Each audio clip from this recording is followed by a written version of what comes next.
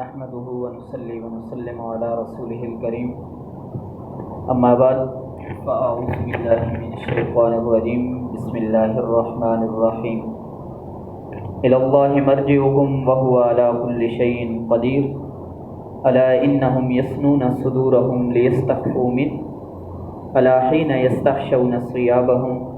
يعلم ما يسرون وما يعلنون انه عليم بذات الصدور الی اللہ مرجعکم، اللہ ہی کی طرف تمہارا لوٹنا ہے، وہو علی کل شیء قدیر، اور وہ ذات ہر چیز کے اوپر قادر ہے۔ الا انہم یثنون صدورہم، یاد رکھیں وہ لوگ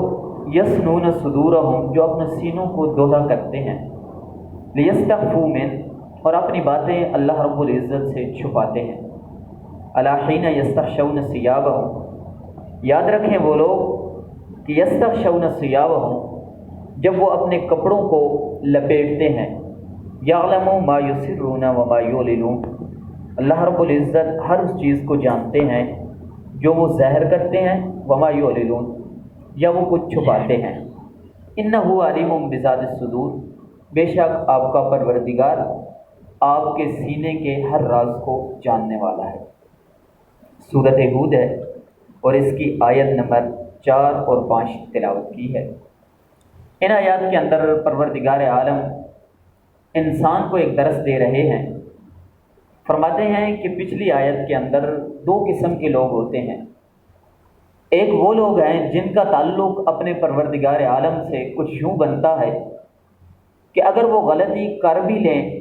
تو اپنے رب کے سامنے وَأَنِ اسْتَغْفِرُوا رَبَّكُمْ، استغفار بڑی کثرت سے کرتے ہیں، اور اپنے رب سے اپنے گناہوں کی معافی مانگ کر اپنے پروردگار عالم سے ایسا تعلق بن جاتا ہے کہ اللہ رب العزت خود کہتے ہیں یمتعکم متاعا حسنا، ہم آپ کو بہت اچھا بدلہ دینے لگے۔ اور اس کے مد مقابل کچھ وہ لوگ ہوتے ہیں کہ جو گناہ پر گناہ کرتے رہتے ہیں اور ان کا اپنا پروردگار عالم سے کوئی تعلق رہتا ہی نہیں ہے، بلکہ وہ شیطان کے ساتھ شیطان کے کاموں میں اتنا آگے بڑھ جاتے ہیں کہ ان کا واپس ہدایت کے راستوں پہ پلٹنا مشکل نہیں بلکہ ناممکن ہو جاتا ہے۔ اور اللہ رب العزت فرماتے ہیں کہ انسان یہ دونوں چیزیں تیرے سامنے ہیں، انا ہدیناہ السبیل اما شاکرا و اما کفورا، لیکن یاد رکھنا ایک دن ہم بھی ایسا لائیں گے کہ جس دن تجھ سے تیرے اعمال کے بارے میں سوال ہوگا،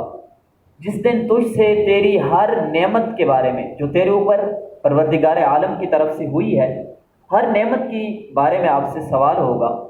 اور وہ دن کون سا ہے؟ الی اللہ مرجعکم،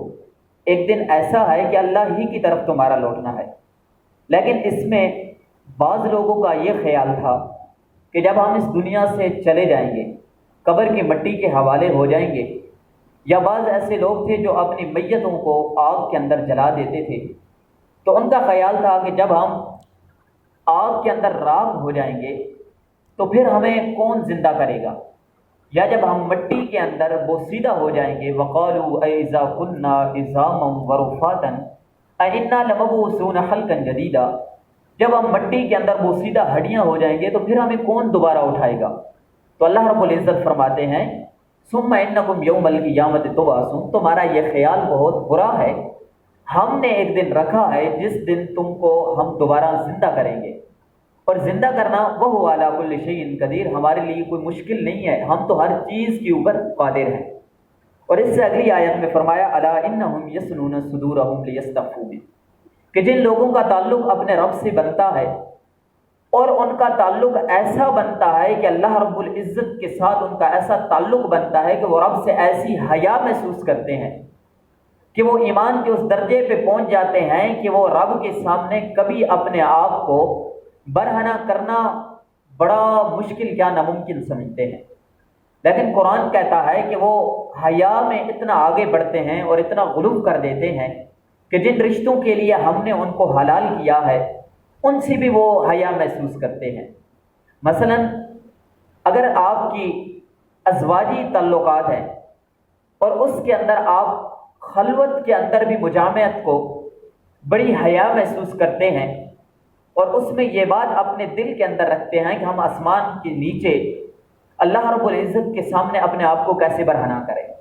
تو اللہ رب العزت فرماتے ہیں کہ حیا بہت اچھی چیز ہے، جس کے پاس یہ چیز زیور ہے وہ انسان بڑا کامیاب ہے، ہماری نظروں میں بڑا پسندیدہ ہے۔ لیکن حیا کے اندر اتنا غلو بھی نہیں ہونا چاہیے کہ انسان اس قدر آگے بڑھ جائے کہ جب اپنی قضائے حاجت بھی کرنے لگے تو اپنے آپ کو کپڑوں کے اندر لپیٹ لے کہ میں عرش والے کے ہاں حیا محسوس کر رہا ہوں۔ اللہ رب العزت فرماتے ہیں اگر تم یہ کرتے ہو تو تم جب کپڑوں کے اندر لپٹی ہوئی ہوتے ہو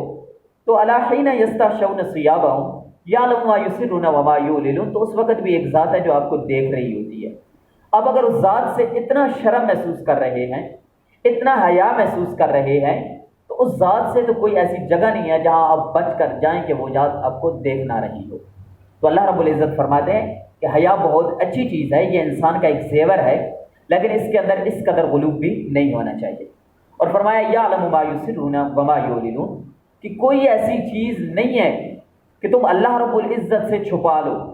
انسان سے چھپا سکتے ہو، اپنے والدین سے چھپا سکتے ہو، بھائی بہن سے چھپا سکتے ہو، اساتذہ سے چھپا سکتے ہو، شاگردوں سے چھپا سکتے ہو،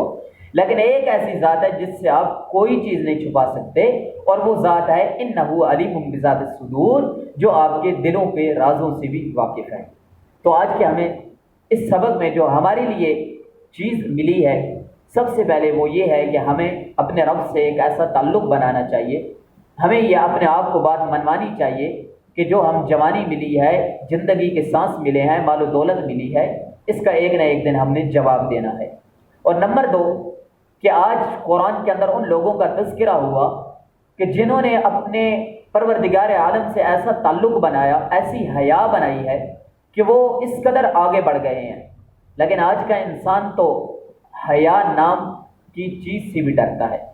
مطلب یہ ہے کہ کچھ لوگوں کا تعلق ایسے بنا تھا کہ جن کے حیا کو اللہ رب العزت نے قرآن کے اندر موضوع بنا کے بیان فرمایا، اور کچھ لوگ ایسے ہیں